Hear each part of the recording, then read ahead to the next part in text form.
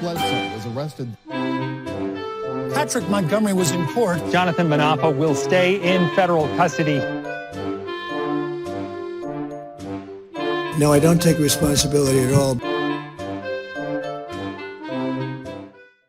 Hey everyone, welcome to the show. So 54-year-old Florida man Raymund Cholod joined the mob. He headed to the Capitol after Donald Trump's speech.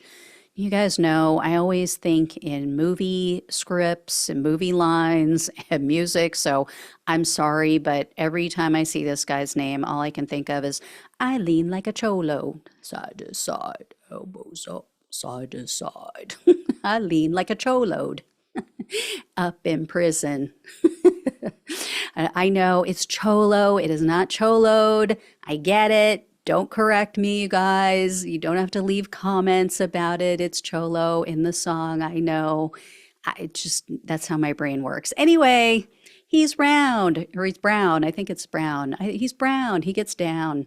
The girls love how he leans. Anyway, all right, I'm on to this story. So after the police lines collapsed on the Capitol grounds, Cholod followed some of the officers onto the Lower West Terrace, and he followed them into the tunnel. Cholod maneuvered to the front of Trump's terrorists, and he started pushing against the police. He was also seen and heard on video pointing at the officers. He started screaming at them, quote, "They stole it and you know it. They fucking stole this." At some point, Cholod hit an officer in the face with his elbow and his forearm. Not sure if he meant to do that or if it was just in the melee he did that.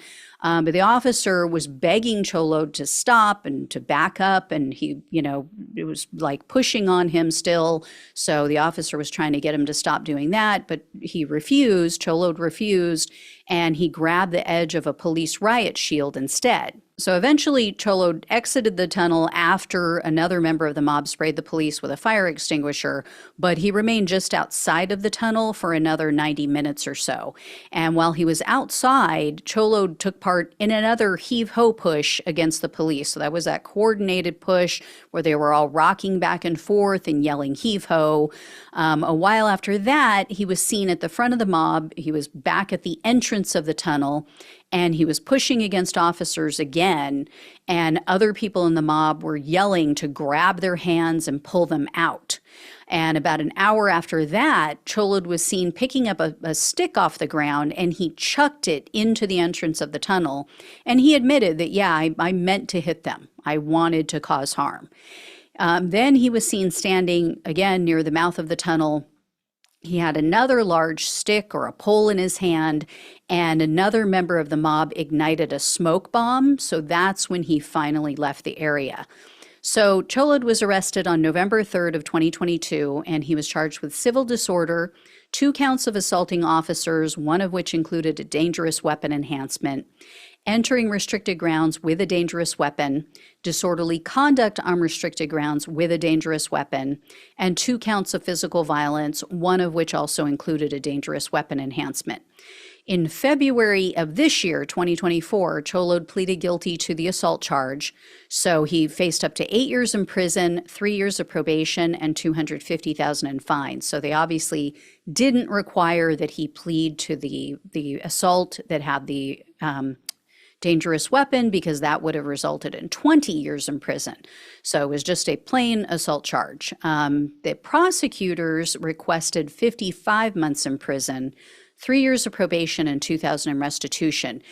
It really should have been longer, and the plea deal should have been terminated because Cholod lied when the FBI conducted their post-plea interview with him.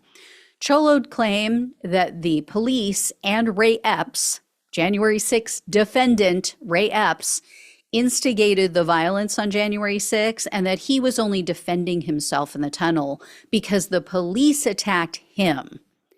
Obviously, the video evidence proves otherwise, so the FBI ended the plea interview there, and the prosecutor told the court Cholod is ineligible for a reduced sentence based on the acceptance of responsibility. So they usually allow for a little downward variation for acceptance of responsibility, but obviously he was still not being honest with himself or them. Surprisingly, Cholod doesn't have a criminal history, though. So that was kind of shocking.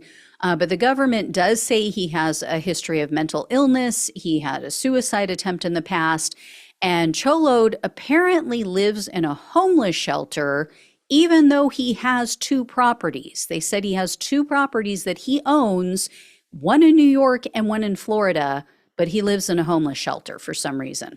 So U.S. District Judge Amit Mehta presided over Cholod's case, and he ended up sentencing Cholod to 40 months in prison, 3 years of probation, and $2,000 in restitution.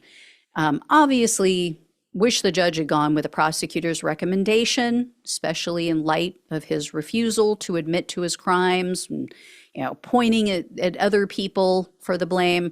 But compared to other cases, I will say this was a pretty decent sentence. So anyway, guess who won't be voting for Trump in November? And where does he place his residence, right? I mean, can you even get a vote by mail ballot if you're living in a homeless shelter? I don't know. If you know, drop it in the comments section. I'm curious now. All right. If I hear any more, I will definitely keep you posted on this. Thank you all so much for watching and listening. Please like, please share, and subscribe. Please donate if you can. Love you all. Take care. Talk with you soon.